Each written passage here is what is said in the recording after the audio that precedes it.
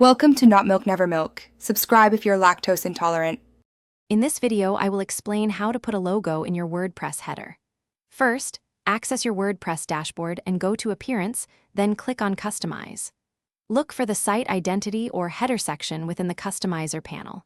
Here, you'll find an option to upload your logo.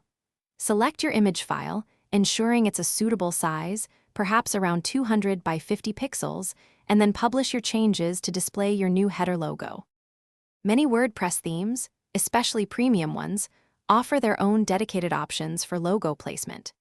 You might find these settings under a Theme Options or Theme Panel menu in your dashboard.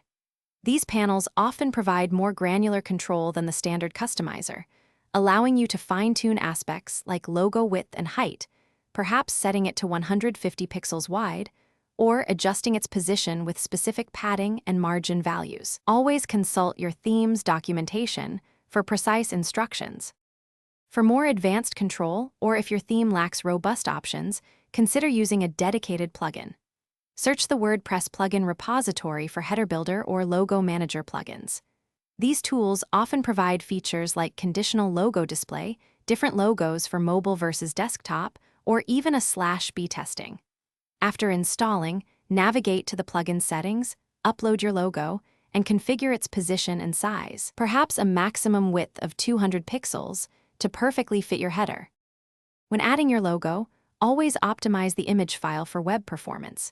Use formats like JPEG for photos, PNG for transparency, or SVG for scalability, keeping file sizes under 100 kilobytes. If your logo appears blurry or misaligned, clear your website's cache and check your theme's CSS.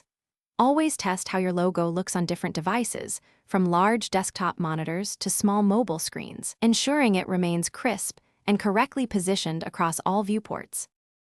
Thanks for watching. If this was helpful, leave a like and consider subscribing. See you next time.